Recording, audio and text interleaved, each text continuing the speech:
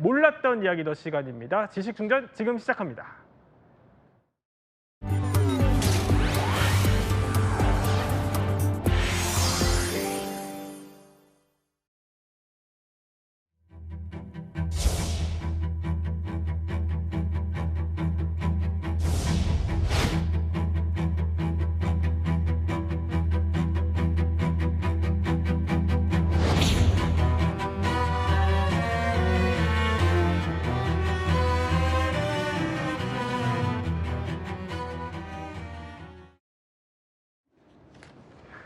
자, 전두환 전 대통령의 유골이 사망 이후 약 4년째 장지를 찾지 못하고 있습니다. 정명수 작가님. 네. 일단 서울 연희동 자택에 임시 안치되어 있다고는 하는데 왜 네. 아직도 자리를 못 잡고 있는 거죠? 한때는 대한민국 전체를 지배했던 사람이었지만 지금은 누울 장소조차 찾고 있지 못하는 이제 상황이 된 거고요. 예. 원래 전직 대통령이면 대통령 예우에 따라서 국립묘지에 안장될 자격이 있지만 전두환 전 대통령 같은 경우는 그 자격이 박탈된 상태이기 때문에 국립묘지에 가지 못하고 있고요. 그래서 이제 뭐 다른 사유지나 이런 매장지를 찾는데 예. 파주에 한번 매장하려고 했는데 시민단체 반발로 인해서 가지 못했고 지금 몇 년 동안 계속 연희동 자택에 이제 임시 안장돼 있는데 그러면 아예 딴 데로 못 가면 연희동 그 집안의 마당에 매장하는 건 어떠냐라는 식의 이제 얘기까지 나오고 있는 상황입니다.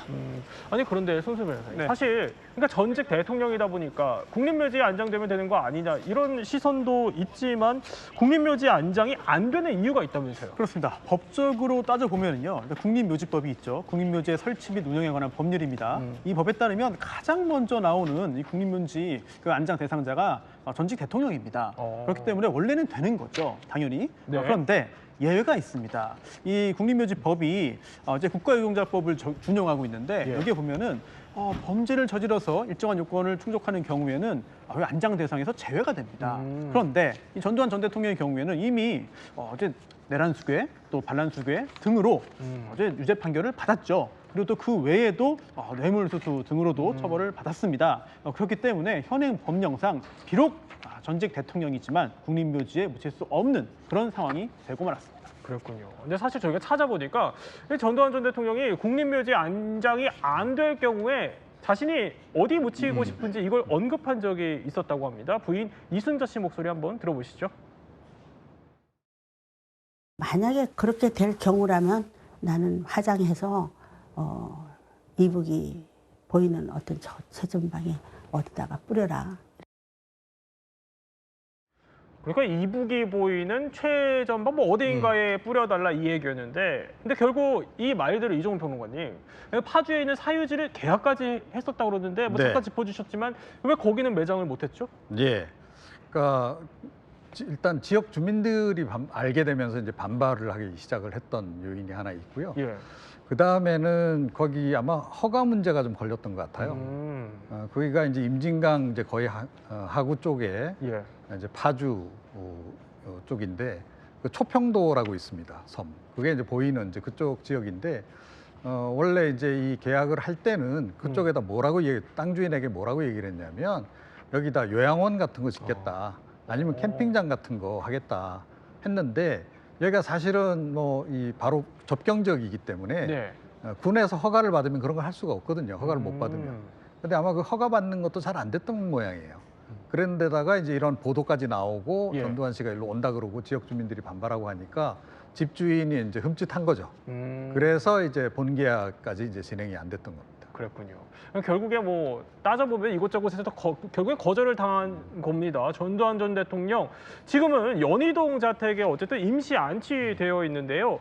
이 연희동 자택에 대해서 과거 부인 이순자 씨가 언급을 한 말이 있습니다. 한번 들어볼까요? 이 집은 그이가 월남 연대장 가고 없을 때 제가 69년도에 이걸 한 평에 5,000원 주고 제 이름으로 사서 제가 지은 집이거든요. 노후에 서로 왔다 갔다 하면서 살자고 저 집도 내가 소개해줘서 일로 왔잖아요. 그 바로 옆에 연희일동 이동이니. 그러면 이 씨 설명대로라면 그러니까 한 평에 5,000원 주고 집을 직접 지었다는 거예요. 그러면 전 시부부한테는 굉장히 나름대로 애착이 있는 장소이겠어요. 아무래도 그렇겠죠. 그러니까 직접 자기가 지은 집하고 예. 남이 지어놓은 집에 아파트 같은 거 계약해서 들어가 사는 거하고는 또 느낌이 좀 다를 수밖에 없지 않겠습니까? 그런데다가 사실은 온갖 영역을 함께 했던 집이다. 그래요. 이렇게 이제 봐야 되죠. 영화 그 서울의 봄에도 보면 이제 그 연희동 자택에서 그 뭐 공모하고 이런 장면이 이제 나오기도 하잖아요. 그러니까 12.12 군사쿠데타를 기획한 거 모여서 공모하고 한 것도 이곳이고 네. 대통령이 돼서 이제 보통 대통령 취임하는 날 뭐 그 자택 앞에서부터 쭉 촬영하잖아요. 그때부터 시작해서 근데 그것만 있었습니까? 그 이후에 이제 뭐 형사처벌 받고 내란죄, 뭐 반란죄 이제 이런 거 선고받으면서 또 이제 그 관련할 때도 이제 이 집이 이제 많이 이제 그 언론 보도를 탔던 바가 있고 집 내부는 한 번도 공개된 적은 없죠. 국민들이 본 거는 이제 그 외관과 골목, 그 연희동 자택 앞에 저 골목은 국민들이 아마 그냥 쓱 보기만 해도 아 느낌이 올 정도의 네. 그런 이제 곳이다. 그래서 어찌됐건 그 두 사람한테는 굉장히 어떤 의미가 있는 일생을 함께한 그런 이제 집이다 이렇게 봐야 되겠죠. 그런데 만약에 이렇게 그러면 집안에서 유골을 안치하는 게 법적으로 문제는 없을지 저희가 한번 하나씩 직접 따져볼게요. 자, 유골을 집안에 그러니까 집안에 봉안했을 때는 이게 법적으로 가능합니까? 어떻습니까? 네, 우선 봉안이 뭔지부터 확인을 해야겠는데요. 예. 시신을 화장해서 이제 법률상의 표현입니다. 이제 분말 형태로 만들면 이거를 유골이라고 하는데 이러한 유골을 어떤 그릇이나 용기에 담거나 또는 납골당에 모시는 걸 봉안이라고 하죠. 예. 그런데 이 봉안의 장소가 반드시 납골당이어야만 하는 건 아닙니다. 그러다 보니 자신의 집에 또는 가족들의 집 안에 이렇게 봉안하는 것도 현행법상 금지되어 있지는 않아요. 그러다 보니 우리나라에서도 이런 자택에서 이렇게 봉안할 수 있는 그런 기구들을 판매하기도 합니다. 그래요? 네, 그렇기 때문에 일단은 합법적이라고 볼 수 있는데 다만 이 장사 등과 관련된 내용들은 각 지자체별로 다른 사항들이 있거든요. 예. 그렇기 때문에 지자체별로 약간씩의 차이점은 존재할 수 있습니다. 그러면 두 번째 이것도 궁금해요. 두 번째 한번 볼게요. 그러니까 집 마당에 매장하는 건 이거는 법적으로 가능합니까? 이거는 안 됩니다. 안 돼요? 예, 봉안과 좀 차원이 다른데요. 봉안은 화장한 후의 일이잖아요. 하지만 이 매장은 그 여부를 불문하고 일단 땅에 묻는 겁니다. 그런데 이 화장과 매장은 우리 법이 굉장히 다르게 규정하고 있는데요. 네. 이거는 장사 행위예요. 여기에서 매장입니다. 그러다 보니 장사 등에 관한 법률에 의해서 허가된 곳에서만 가능합니다. 이제 국토의 효율적인 이용 등을 위해서 굉장히 엄격하게 현재 규제하는 중인데요. 그렇다 보니 설령 자신이 살던 집 그리고 배우자의 집이라 하더라도 네. 여기에 매장하는 것은 현행법상 허용되지 않을 것으로 보입니다. 그러면 궁금해요. 봉안은 되고 뭐 매장은 안 된다. 이거면 세 번째 이 경우도 생각해 볼 수 있을 것 같거든요. 그러니까 마지막으로 아직 결정되지 않은 상태에서 집안에 임시 안치한다. 이 경우는 어떻습니까? 네, 이 부분은 사실 약간 애매한 지점에 있습니다. 봉안과 매장의 어떤 중간 지점 아니냐라는 생각도 들 수 있는데 예. 매장은 확실히 안 되잖아요. 그래도 봉안은 현재는 가능할 것으로 보입니다. 그런데 봉안도 가능하다면 그 임시로 안치하는 것도 법이 금지하고 있는 건 아니다라는 네. 생각이 들어요. 그래서 임시 안치 역시 불법적인 행위로 보기는 힘들어 보이는데 다만 이거 역시 각 지자체마다 해석이 다를 수가 있습니다. 그리고 이 임시라는 표현 때문에 네. 결국 최종적으로는 어떤 결론이 나와서 어떠한 처분이 이루어져야 하는데 예. 과연 표현만 임시고 사실상 영구적으로 하는 거 아니냐. 그럴 경우에는 법적인 판단이 달라질 소지도 배제할 수 없겠습니다. 그렇군요. 그러니까 완벽한 또 동그라미는 아니다라는 거네요. 자, 전두환 전 대통령이 이렇게 4년 가까이 어떻게 보면 안장되지 못하고 있는 가장 큰 이유라고 해야 될까요? 바로 반성 없이 사망했기 때문인데 특히 그가 생전에 남겼던 뭐 여러 가지 발언들을 한번 살펴보면요. 논란이 되기도 했었죠. 자, 바로 이 발언들 저희가 한번 정리를 해봤어요. 하나씩 살펴볼 텐데 첫 번째, 그러니까 내 통장엔 29만 원뿐이다. 이거 사실 전 국민이 다 알고 있는 말일 것 같긴 하거든요. 네. 왜 나왔죠? 네, 전두환 전 대통령이 여러 가지 범죄로 유죄 판결을 받았는데 그 중에 하나가 뇌물입니다. 그래서 유죄 판결을 받았죠. 그런데 뇌물죄 거액의 뇌물을 받고 유죄 판결을 받았는데 그에 따라서 추징금까지 나왔어요. 네. 무려 2천억 원을 이제 납부해야 되는 상황이었는데요. 그런데 이때 크게 억울하다 이러면서 나 전 재산 30만 원도 안 된다 하면서 버티고 발뺌한 거 아니냐. 네. 그 과정에서 이 말이 크게 회자되면서 비난 여론을 더 강하게 했는데요. 근데 여기에 대해서 전두환 씨는 회고록을 통해서 억울한 마음을 비쳤습니다. 좀 네. 와전됐다는 거예요. 왜냐하면 당시 이 정확히 29만 1,680원. 이게 추징 과정에서 어제 금융자산 휴면계좌에 이 이자가 생겨서 이거를 가지고 재산 목록에 올렸을 뿐인데 이게 내가 이거를 전재산이라고 말한 것처럼 왜곡됐다. 이거 오해다라고 회고록에 기재했는데요. 네. 어쨌든 이거를 전재산이라고 밝힌 적은 없다 하더라도 거액의 추징금을 맞았고 또 이거를 제대로 납부하지 않은 과정에서 국민 여론이 좋지 않았다는 부분을 부정할 수는 없을 것 같습니다. 아니 그러니까 어쨌든 추징금을 좀 안 내려고 이게 버티다가 나온 말이었다 이 얘기예요. 그런데 이후에 전 대통령이 이 발언을 좀 왜곡하는 발언을 했다면서요. 그러니까 지난 2010년 이재호 이제 전 특임 장관이죠. 특임 네. 장관이 이제 방문을 해서 이제 여러 가지 대화를 나눈 도중에 이재호 장관이 어떻게 지내십니까?라고 했더니 전두환 전 대통령이 그냥 놀고 먹고 편안하게 잘 지낸다. 경제적으로 아무 문제 없다라는 식으로 얘기를 하고 뭐 골프도 다니고 산을 다니고 이렇게 얘기를 했습니다. 그러니까 29만 원이 왜곡된 발언이라고 했다고 쳐도 예. 저 상황에서는 추징금도 다 못 낸 상황이라면 좀 반성하거나 조금 미안한 마음을 좀 수그리는 마음을 자세를 보여줬어야 되는데 그러지 않고 그냥 편안하게 잘 지내고 있고 뭐 골프도 치고 뭐 경제적으로 아무 문제가 없다라는 뉘앙스로 얘기를 하니까 5.18 광주 민주항쟁 유가족은 물론이고 이 문제에 대해서 굉장히 안 좋게 생각하던 일반 시민들 입장에서는 전혀 반성도 하지 않고 잘못도 뉘우치지 않고 그냥 니들은 떠들어라. 나는 그냥 내 갈 길 간다. 그래서 제가 늘 얘기하지만 전두환은 확신범이라고 하는 이유 중에 하나가 29만 원이 억울하다 그러면 본인이 돈이 없다 그러면 잘못하거나 수긍한 자세를 왜냐하면 법적으로 유죄 판결을 받았으니까 했지만 그런 거 없이 나는 돈 없으니까 배째라고 해놓고서는 정작 본인은 되게 편안하고 경제적으로 윤택한 생활을 하고 있으니까 이런 대치된 측면들이 사람들에게 굉장히 안 좋게 비춰진 거죠. 네. 자, 그런데 전두환 전 대통령이요. 그럼 추징금을 언제 낼 거냐? 이런 물음을 던지니까 또 이런 답변이 돌아왔어요. 뭐냐면 네가 좀 내줘라 이거였는데 누구한테 한 말일지는 영상으로 준비되어 있습니다. 1,000억 원 넘는 추징금과 고액 세금 언제 납부하실 겁니까? 한 말씀 해주세요. 네가 좀 해주라. 그리고 벌써 수년째 서대문구 고액 세납자 1위신데 세금 언제 내실 겁니까? 말씀해 주십시오. 그리고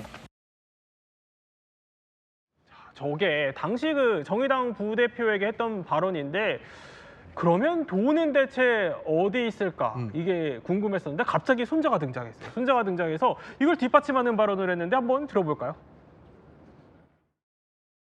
할머니가 쓰신 옷장이 있었고 벽을 밀면은 저번에 말씀드린 그런 금고가 있었어요. 안에 이제 1,000만 원 단위 현금 따발이 다 이렇게 묶여서 준비돼 있어서 그게 차곡차곡 다 이렇게 쌓여 있었다고. 할아버지의 서재가 또 따로 있었어요. 거기에도 벽에 항상 현금이 가득하고 더플백 같은 거 들고 오셔가지고 가득 담으면 이제 하나당 뭐 몇 억씩 담기잖아요. 예. 그렇게 들고 가시고. 자, 이종훈 평론가님. 어쨌든 한 총 2,200억 원 되는 이 추징금 가운데 아직 한 860억 원 정도가 이제 환수되지 않고 있는 상황이거든요. 그럼 결국에 검찰이 그러니까 미납 추징금 환수 목적으로 이 연희동 자택에 있는 소유권 이전을 시도를 했었는데 그러면 그 시도했던 그 결과는 어땠습니까? 그러니까 결국 이제 환수를 못한 거죠. 예, 그러니까 이제 이런 겁니다. 그러니까 가능하면 이제 자택은 좀 사는 집이니까 예. 그 검찰 입장에서도 뭐 거기까지 하기는 좀 뭐했겠죠. 그래서 최대한 다른 쪽에서 추징금을 하여튼 찾아보고 이제 도저히 안 되니까 이제 자택을 이제 보기 시작했던 거고요. 또 자택이 이게 또 명의가 굉장히 복잡하게 돼 있어요. 그래요. 본체는 이순자 씨 명의로 돼 있고, 그 다음에 별채는 며느리 명의로 돼 있고, 그 다음에 또 이 정원은 비서관 이름으로 돼 있고 이런 거예요. 그러니까 다 차명인 거나 다름없는 거죠. 그래서 이제 검찰 쪽이 이제 마지막에 어쩔 수 없이 이것도 이제 차명재산이다라고 보고 이제 이거를 이제 환수하기 위해서 이제 했던 건데 결과적으로 이게 안 된 이유가 뭐냐면요. 이게 사실은 검찰이 좀 늦게 이게 움직였어요. 그래요. 2018년에 이제 이걸 공탁을 걸어서 이제 이거를 환수를 하려고 했던 건데 2021년에 전두환 전 대통령이 사망하잖아요. 예. 그러니까 그 사이에 이제 이게 공판 과정이 진행이 되고 하면서 결국 이제 그러니까 이 채권을 추징해야 될 대상은 전두환 전 대통령인데 전두환 전 대통령은 사망했잖아요. 이렇게 되면 채권도 다 말소돼 버리는 거잖아요. 그러니까 그 시점이 안 맞은 거죠. 그래서 결국은 이제 그 채권 환수를 못 하고 마는 이제 그런 그 상황이 벌어졌던 겁니다. 근데 정 작가님 저희가 네. 찾아보니까 이게 전두환 전 대통령 추징금 이것 때문에 아니 이게 장남의 서점에도 영향을 미쳤다는 얘기가 있네요. 사실 이제 장남인 전재국 씨는 제가 예. 파주 출판 도시의 바리스타로 일할 때 만난 적이 있었어요. 손님으로 왔던 적이 예. 있어서 사람들이 이제 전두환 큰아들이다라고 얘기해서 봤던 적이 있었는데 그때 뭐 굉장히 통 큰 모습을 보여주긴 했지만 이 리브로라는 보통 이제 북스 리브로라고 하지만 이제 업계 관계자나 저같이 책을 사는 사람들 그냥 리브로라고 부르는데 이 서점이 이제 9월 12일 날 이제 파산 선고를 했습니다. 최근에 그래요? 출판 경기가 제가 20년 전에 출판계에 들어왔는데 제일 첫날 들은 얘기가 단군 일의 최대 불황이었거든요. 20년째 단군 일의 최대 불황이에요. 그러니까 이제 서점도 파산하고 출판사도 문을 닫는 경우가 많은데 이제 큰 서점 말고 이제 중소 서점들, 그러니까 북스 리브로 같은 경우가 이제 돌아올 순서가 된 거죠. 얘기는 좀 많이 이제 위험하다는 얘기는 좀 돌았는데 결정적인 이유가 이제 그 전두환의 큰 아들이다 보니까 이제 그 벌금 추징금이 연관이 돼서 추징금을 좀 내야 된다라는 얘기가 있어서 계속 재판을 하다가 한 7년 동안 24억 원 정도를 재판을 내라라고 돼 있는데 이게 연관이 됐던 게 북스 리브로는 서점이고 네. 북플러스라고 또 도매업체도 가지고 있어요. 그러니까 그 북플러스에 문제가 생기니까 이제 북스 리브로도 문제가 생기면서 이제 파산 선고를 내렸는데 어떻게 보면 이게 자식들한테까지 여파가 미쳤다는 지점일 수도 있지만 저는 이런 문제가 깨끗하게 해결되지 않으면 결국 자식들한테까지 이제 영향을 미칠 수밖에 없다라고 보고 있습니다. 네. 그럼 이쯤에서 제일 궁금해지는 건 이거예요. 추징금 환수. 그러니까 결국에 검찰이 그러면 앞으로 추징금을 못 받게 되는 겁니까? 이렇게 되면? 그럴 가능성이 꽤 큽니다. 음. 왜냐하면 이게 97년 대법원 판결이 확정될 당시에 추징금 규모가 2,200억 원 정도거든요. 네. 그런데 그 전두환 전 대통령이 사망할 당시를 기준으로 보면은 거의 1,000억 가까이, 그러니까 956억 원 정도가 미납 상태였습니다. 그런데 약간 좀 의문이 생길 수 있죠. 아니 민사 채무도 다 상속이 되는데 네. 추징금을 납부해야 되는 의무도 이거 상속돼야 되는 거 아니냐라고 생각할 수 있습니다만 법적으로 그렇지 않습니다. 그래요? 네, 왜냐하면 이 추징이라는 게 뭔지를 살펴봐야 되는데요. 이 추징의 전 단계가 몰수입니다. 근데 몰수는 우리 형법에 있는 그 형의 종류에 규정되어 있어요. 즉 사형, 뭐 징역, 금고, 벌금 거기에 포함되는 게 몰수인데요. 몰수는 범죄로 얻은 이익, 범죄 수익을 국가가 가져가는 겁니다. 네. 빼앗아가는 거예요. 그런데 그게 적절하지 않은 경우에, 불가능한 경우에 하는 게 바로 추징이거든요. 그럼 몰수와 추징이 뭐가 다르냐? 예를 들어서 누군가 뇌물로 그림을 받았습니다. 네. 근데 그게 적발됐어요. 그러면 그 범죄 수익이잖아요. 그 그림을 가져가면 됩니다. 이건 몰수죠. 그걸 그대로 가져갑니다. 또는 보석도 역시 마찬가지입니다. 그런데 현금은 약간 특이합니다. 왜냐하면 현금 문치를 받아서 그대로 가지고 있었다면 그걸 몰수하면 돼요. 네. 그런데 계좌에 들어갔다, 누가 어디에 썼다, 누굴 줬다 이러면 액수는 남아있지만 그 돈 자체는 없습니다. 그럴 때 몰수는 그 물건을 가져갈 수는 없지만 그럼 그 대가만큼 가져가자라고 하는 게 추징이고요. 그리고 지금 이 경우에도 추징금이 무려 1,000억 가까이 남은 상태였거든요. 네. 근데 이게 개인에 대한 형의 한 종류이기 때문에 상속이 안 돼요. 그래요? 그래서 전두환 씨가 사망하는 순간 이제 자손들이 여기에 대해서 부담을 갖지 않게 되는데 그런데 그 예외가 있습니다. 그래요? 네, 이게 그냥 모든 게 다 사라져 버리면 이것도 정의관념에 반하잖아요. 네. 그래서 그 후에 규정이 만들어졌는데 이게 뭐냐면 특수한 법률들을 만들었습니다. 그래서 공무원 범죄에 관한 몰수 특례법 등을 만들어 가지고요. 이미 추징금을 받은 사람은 사망했지만 이게 차명 재산이다. 이게 은닉 재산이다.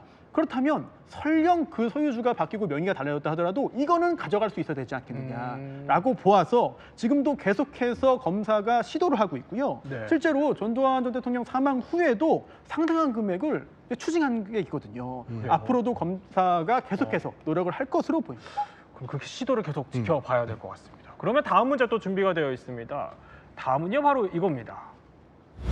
나한테 당해보지도 않고라는 건데 자 당시 이거 발언을 했던 전체 좀 문장을 살펴보면은 이거였어요. 젊은 사람들이 나한테 감정이 안 좋은가 봐. 나한테 당해보지도 않고인데 일단 이 발언의 배경은 어떻게 나온 거예요? 네, 이 발언에 이제 앞에 한 발언이 있어요. 이게 예. 뭐냐면 자기 요즘에 카메라 이렇게 해서 사진이나 뭐 이렇게 그 동영상 이렇게 나오는 거 보면 이렇게 좀 제대로 안 나오고 이상하게 삐딱하게 나오고 네. 각도도 그러고 좀 한마디로 안 예쁘게 이제 나온다는 거예요. 음. 그거 보니까 이 젊은 기자들이 나한테 뭔가 악감정이 있어서 그런 것 같다. 그러면서 이제 이 얘기를 이제 하는 겁니다. 그래서 네. 내가 대통령이었으면 이제 당신들 다 죽었어 한마디로 이 얘기를 하는 거죠. 그러니까 뭐 그냥 자기는 농담처럼 그때 했어요. 네. 근데 저런 농담을 할 수 있었다는 것 자체가 전두환답다라는 생각이 좀 드는데 그러니까 본인은 뭐 별 생각 없이 아 이거 뭐 내 대통령 때 같았으면 당신들 뭐 그냥 안 넘어갔을 거야 이제 그런 취지로 이야기를 한 것 같은데 듣는 사람 입장에서는 섬찟하죠. 그렇죠. 예, 네. 그랬던 겁니다. 예. 그러니까 듣는 사람 입장을 고려하지 않아서 즉 다시 말해서 피해자들의 고통은 뭐 전혀 생각하지 않고 했던 발언이라는 비판이 나오는 건데 그런데 여기서 전두환 전 대통령의 속내를 좀 볼 수 있는 발언이 하나 더 있어요. 뭐냐면 이겁니다. 바로 광주하고 나하고 무슨 상관이라는 건데 이 발언 한번 들어볼까요? 우리 광주 5.18 학살 책임에 대해서 한 말씀 해주시죠. 광주하고 내하고 무슨 상관이 있어? 광주 학살에 대해서 모른다. 난 내에서는 발포 명령 내릴 위치에도 있지 않는데 군에서 명령과 검사 명령을 해. 당시에 너 실권자 군대 갔다 하셨잖아요. 왔냐? 네, 갔다 왔어요. 저 예비역 병장입니다. 아니, 선 변호사님 당시 네. 저게 무슨 상황이었던 거예요? 네, 골프장 화면입니다만 사실 재판과 연결지어서 상황을 확인해야 됩니다. 그래요? 당시 전두환 전 대통령이 사자 명예훼손으로 재판을 받고 있었습니다. 예. 그 이유가 이제 광주 민주화운동 당시에 헬기 사격이 있었느냐, 이런 기총소사가 있었느냐 등을 두고 이제 전두환 대통령이 그걸 부인하면서 부정하면서 이 조비오 신부의 어떤 명예를 훼손했다 그런 혐의로 재판을 받게 됐거든요. 네. 그래서 그 재판 과정에서 뭐 졸았다, 뭐 침해하느냐 등등 여러 가지 이야기들이 나왔습니다만 어쨌든 그 재판 과정에서 이제 국민적인 공분이 일었고 그리고 또 지금 골프를 그렇게 건강상의 이유를 들어서 재판을 출석하지 않고 시간을 지연하는 과정에서 저렇게 골프를 즐기는 장면 자체가 좀 이상한 거 아니냐라는 취지에서 이렇게 잠입을 해서 저렇게 취재를 하고 국민들에게 폭로를 한 그런 상황인데요. 네. 저기에서 이 5.18 관련된 질문을 했고 그러자 전두환 전 대통령이 나랑 관계없다라고 말을 한 거거든요. 그래서 저 당시에 상당한 비난 여론이 일었던 건 사실이고 또 그 후에 재판도 있었고 또 그 후에 세상을 떠났는데 또 하나 살펴볼 부분이 있습니다. 바로 이런 국민적으로 이미 법률에 의해 정리된 역사적인 사실에 대해서 부정하거나 또는 그 의미를 이제 훼손하거나 기타 그런 경우에 있어서 형사처벌을 하는 것이 옳겠느냐 네. 또는 형사처벌 대상으로 하는 것이 맞느냐 또는 현재 그렇게 처벌할 수 있느냐 등등에 대한 논의도 굉장히 깊게 이루어졌는데요. 5.18 특별법이 있습니다. 그런데 여기에 있어서 처벌할 수 아주 넓게 본다면 처벌할 수 있는 거 아니냐는 해석도 있습니다만 또 그렇게 너무 확장해서 하기는 또 힘들기 때문에 네. 여기에 대한 논란이 있고요. 그러다 보니까 아예 역사 왜곡 처벌법을 만들어서 그 일제라든지 또는 과거 군사 정권이라든지 권위주의 정권에서 있었던 일들을 왜곡한 경우에는 처벌하게 만들자라는 시도와 논의들은 있습니다. 물론 이게 혹시 표현의 자유에 대한 과도한 침해 아니냐라는 그런 여러 가지 분석과 그리고 또 여러 가지 좀 논의를 해보자는 그런 여론도 당연히 있고요. 그렇다면은 해외 사례를 좀 비교할 필요가 있는데요. 독일 유명하죠. 나치 범죄에 대한 부인 찬양은 형사처벌 대상이 됩니다. 네. 또 프랑스랑 오스트리아, 폴란드 등에서도 그러한 유사 범죄 처벌 규정들이 있거든요. 여기에 대한 논의 수십 년이 지났지만 여전히 우리 사회에서 계속된 논란의 한복판에 있는 것 같습니다. 그러면 마지막 발언도 준비되어 있어요. 자, 이걸 봐요. 민주주의의 아버지. 아니 근데 이 발언은 전두환 전 대통령이 한 게 아니라 부인 이순자 씨가 한 발언이라고요? 맞습니다. 이순자 씨가 그 보수 매체와의 이제 인터뷰에서 네. 우리 남편이 민주주의의 아버지다, 미국식 민주주의를 거의 했다라는 식의 발언을 했고 아마 그건 이제 생전에 했던 발언을 그대로 옮겨 왔다고 생각을 하고 있는데 좀 약간 상황 파악이나 인지가 문제가 되는 게 그 본인이 속으로 어떤 생각을 하는지는 자유잖아요. 네. 자유긴 하지만 그거를 외부에다가 발설할 때는 좀 여러 가지 조심해야 될 지점들이 있는데 이 부분은 앞에 29만 원이 다른 거는 100번 양보해서 본인이 약간 왜곡됐다 그런 측면을 이제 생각해 볼 지점이 있긴 하지만 이 발언 미국식 민주주의가 본인이 통치 기간과 뭐가 연관이 있는지는 잘 모르겠고 본인은 어쨌든 군사 쿠데타를 통해서 집권을 했고 그 와중에 시민들을 대량으로 학살하고 삼천개육대나 이런 반민주적인 법을 통해서 수많은 사람을 고통의 도가니에 몰아넣는데 네. 미국의 민주주의 시점에서 그런 게 없었어요. 그래서 저는 저게 혹시 북한이랑 헷갈린 건가? 라는 발언을 생각을 한번 해봤고 또 저 발언이 두 번째 괘씸한 게 뭐냐면 이순자 씨가 그 얘기를 했잖아요. 내 남편은 민주주의의 아버지다. 그럼 본인은 민주주의의 어머니란 뜻인가? 라는 생각이 계속 들어서 이 발언을 들을 때 제가 들었던 생각은 우리 많이 그러잖아요. 역사는 역사를 잊은 민족에게 미래는 없다라고 하지만 이걸 보면 역사를 잊은 민족에게는 현재도 존재할 수 없다. 이게 이런 식으로 계속 발언하게 되면 이 발언을 옹호하는 사람이 생겨나게 되고 그러면 이제 국민의 여론과 국정이 혼란되고 역사적 진실이 왜곡되는 사례들이 발생하게 되거든요. 이게 낭비하게 될 국력들을 생각하게 되면 좀 가슴 아프고 안타깝고 짜증나고 그렇습니다. 네, 지금 뭐 이제 저희 채널A가 취재했던 뭐 영상들 쭉 보여드리고 있는데 자, 어떻게 보면 이렇게 저희가 쭉 본 전두환 전 대통령의 행적 그리고 발언이 사실 죽어서도 어떻게 보면 좀 편하게 쉬지 못하는 지금의 참담한 상황을 만든 게 아닌가 싶기도 합니다. 그럼 이걸 따져봐야겠죠. 혹시 해외에서도 전두환 전 대통령처럼 이렇게 비슷한 사례가 있습니까? 뭐 가장 이제 비슷한 사례로 얘기하는 게 이제 스페인의 이제 프랑크 총통 같은 사람이 얘기를 많이 하죠. 그러니까 프랑크 총통 같은 경우에 거의 39년 넘게 장기 집권을 했거든요. 1936년부터 75년. 그리고 이제 국립묘지에 이제 묻힌 겁니다. 그런데 44년이 지난 뒤에 이른바 이제 파묘가 일어나죠. 이제 새로 총리가 된 이제 산체스 총리가 이제 과거사 청산 차원에서 여기 국립묘지에 있기에는 부적합한 인물이다 해가지고 그때 이제 뭐 이제 장지를 옮기는 이제 그런 일들이 있었고 그때도 보면 이제 뭐 워낙 이제 오래 장기 집권을 하다 보니까 그 지지 세력도 또 꽤 많았던 거죠. 그래서 이제 그 사람들만 서로 반대하고 그래서 나라가 굉장히 또 한번 휘청거렸던 그랬던 적이 있는 그런 그 전례가 있습니다. 그래서 그 전직 대통령이 국립묘지에 묻히질 못한다는 건 상당히 불명예스러운 그런 일이다 이렇게 이제 봐야 되고요. 전두환 전 대통령 본인도 문제가 많았지만 저는 그 이후에 자손들도 문제가 많았다라고 생각해요. 네. 그러니까 노태우 전 대통령 그 뭐 아들 그 노재현 씨 같은 경우는 그래도 사과도 하고 하니까 뭐 국민들이 그래도 좀 용서를 하는 그런 마음이 좀 생기는 거 아닙니까? 그런데 아들들도 제대로 그런 거를 하지 않고 있고 하니까 더욱 더 묻힐 곳을 찾지 못하는 이제 그런 이제 상황이 벌어지고 있다 이렇게 생각합니다. 두 사람을 수직 비교는 할 수 없지만 그래도 이제 사망한 뒤에 묻힐 곳을 찾지 못한다는 점에서 저희가 한번 비교를 해드렸는데 이제 곧 있으면 손수호 변호사님 이제 사망 4주기입니다. 그럼 이제 세 분께 짧게 여쭤보면은 유골이 과연 어디로 좀 가게 될까요? 어디로 가야 할까요? 어디로 가야 하는지는 제가 모르겠습니다만 어디든 갈 곳이 없는 상황이라는 건 확실한 것 같습니다.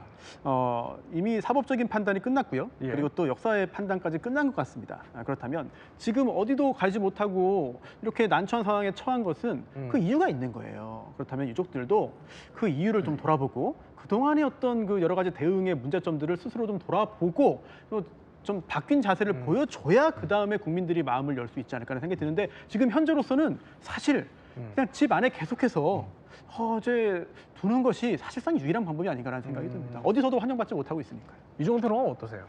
그러니까 지금 뭐 상황은 가족이 책임질 수밖에 없는 상황이에요.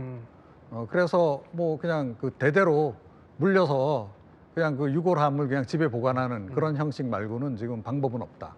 그런데 과연 지금 뭐 뭐 아들들이야 뭐 그럴 수 있겠지만 과연 손자들이 그런 거를 하려 할까요? 또 자기 할아버지를 굉장히 명예롭게 생각할까요? 그거 아니라는 게 부분적으로 벌써 드러나기도 했지 않습니까? 이제 그런 상황이라고 한다면 지금 전두환 전 대통령의 자녀들이 잘 판단을 내려야 된다고 생각해요.